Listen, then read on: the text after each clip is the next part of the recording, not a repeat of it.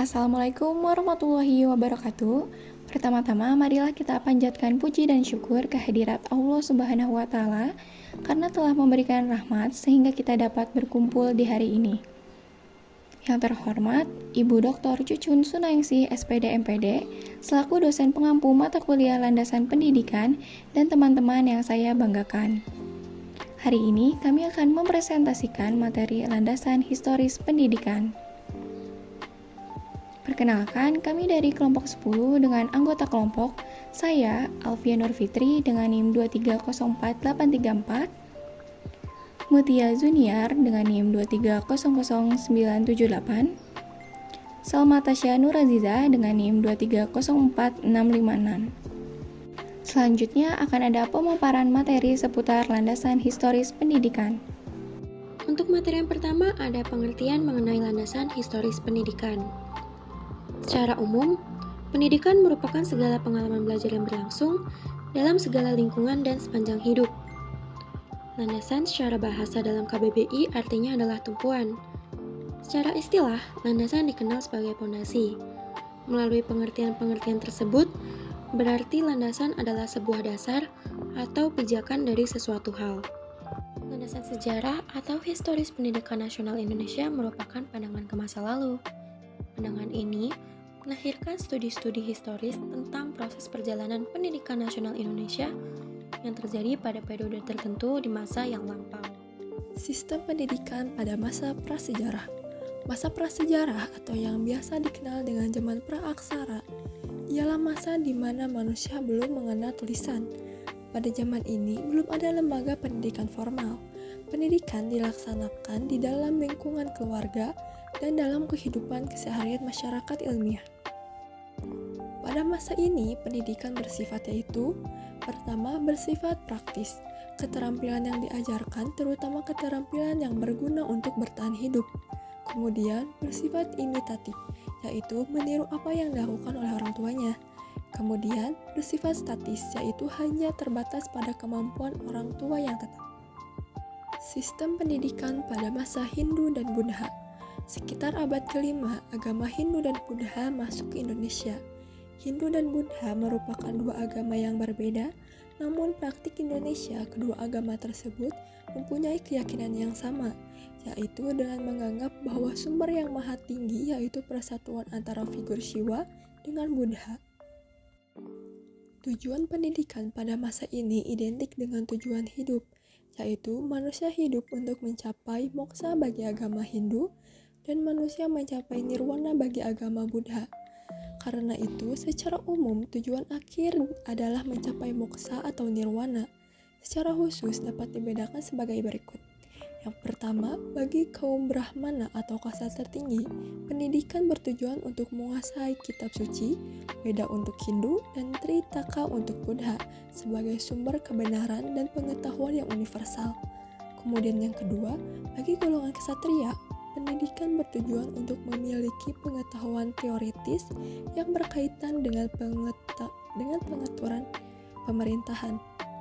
Kemudian yang terakhir, bagi rakyat biasa, pendidikan bertujuan agar masyarakat memiliki keterampilan yang dibutuhkan untuk hidup, sesuai dengan pekerjaan yang secara turun-temurun.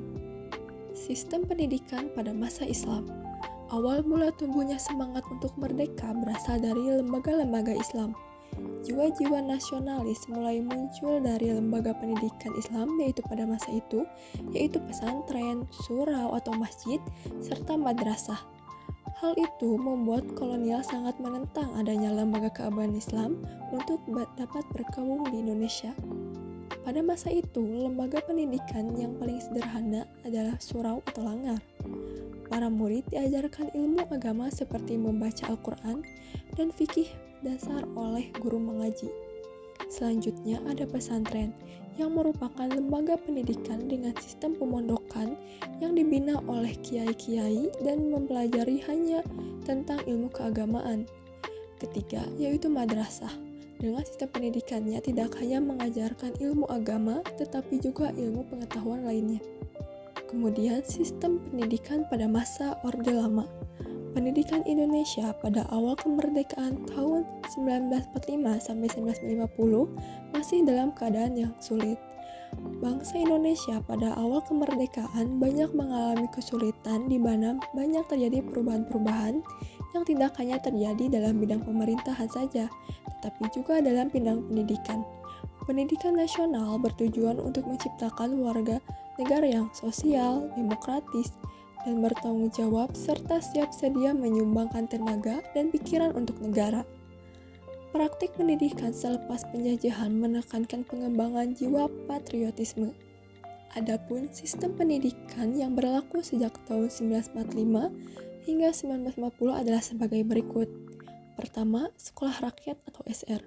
Lama pendidikan semula 3 tahun menjadi 6 tahun. Kemudian pendidikan guru atau SGB, SGC, dan SGA. Lama pendidikan 4 tahun dan tujuan pendidikan guru untuk sekolah rakyat. Kemudian pendidikan umum, yaitu sekolah menengah pertama atau SMP dan sekolah menengah tinggi atau SMT. Kemudian pendidikan kejuruan pada pendidikan ekonomi dan pendidikan kewanitaan. Kemudian pendidikan teknik, meliputi sekolah teknik atau ST, sekolah teknik pertama atau STP, dan sekolah teknik menengah atau STM. Kemudian, pendidikan tinggi lembaga pendidikan adalah Universitas Gadjah Mada, beberapa sekolah tinggi dan akademik di Jakarta. Kemudian yang terakhir ada pendidikan tinggi Republik. Sistem pendidikan pada masa Orde Baru. Orde Baru berlangsung dari tahun 1968 sampai 1998, serta dapat dikatakan sebagai masa pembangunan nasional. Dalam bidang pembangunan pendidikan, khususnya pendidikan dasar dengan hadirnya instruksi Presiden atau Inpres tentang pendidikan dasar. Orde Baru ini, pemerintah mewajibkan anak-anak yang berusia 7-12 tahun untuk mengenyam pendidikan sekolah dasar biasa disebut sebagai wajib belajar 6 tahun. Pada masa ini, pelajar dididik untuk menjadi seorang pekerja yang kelak akan berperan sebagai alat untuk menjalankan pemerintahan. Ditambah lagi dengan adanya sistem doktrinisasi yang diterapkan dalam pendidikan Indonesia. Kurikulum 1975 menjadi kurikulum pertama pada masa Orde Baru yang menerapkan indoktrinisasi ideologi Pancasila untuk seluruh jenjang pendidikan. Sistem pendidikan pada masa reformasi. Pada masa ini, pendidikan diberikan ruang seluas-luasnya untuk dapat berkembang dengan bebas.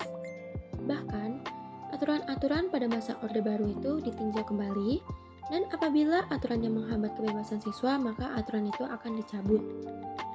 Sistem pendidikan Indonesia pada masa reformasi juga mengalami beberapa pergantian kurikulum. Yang pertama adalah kurikulum 1999 yang merupakan lanjutan dari kurikulum 1994 dengan sedikit perubahan. Kedua, ada kurikulum 2004 atau KBK, yaitu kurikulum berbasis kompetensi. Dalam Al-Hamuddin 2014, ada 3 unsur pokok yang terkandung dalam program pendidikan dengan kurikulum KBK, yaitu pemilihan kompetensi yang sesuai, spesifikasi indikator atau indikator evaluasi untuk menentukan keberhasilan pencapaian kompetensi, dan yang terakhir pengembangan pembelajaran.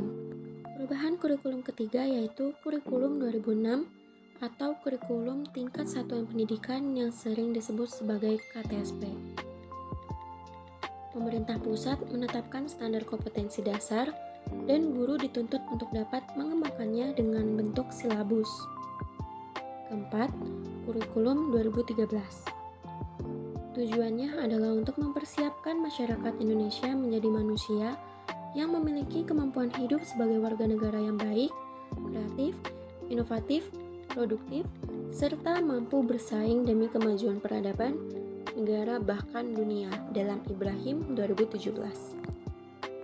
Izinkan saya membacakan kesimpulan pada presentasi hari ini. Pendidikan adalah pengalaman belajar sepanjang hidup, dan landasan historis pendidikan mencakup pandangan ke masa lalu pendidikan nasional Indonesia. Pada masa prasejarah, pendidikan dilakukan dalam lingkungan keluarga dan masyarakat. Pada masa Hindu-Buddha, pendidikan berpusat pada keyakinan agama. Pada masa Islam, pendidikan tumbuh seiring dengan semangat kemerdekaan Indonesia, dengan pesantren, surau, dan madrasah sebagai lembaga utama. Selama Orde Lama, pendidikan fokus pada pembentukan warga negara yang demokratis. Orde Baru mengenalkan kurikulum dengan indoktrinasi ideologi Pancasila. Sedangkan masa reformasi membawa otonomi pendidikan dan perubahan kurikulum hingga kurikulum 2013 yang bertujuan menciptakan warga negara yang kreatif dan kompeten. Sekian yang dapat kami sampaikan, mohon maaf bila ada kesalahan. Semoga ilmu yang kita dapatkan hari ini bisa bermanfaat. Wassalamualaikum warahmatullahi wabarakatuh.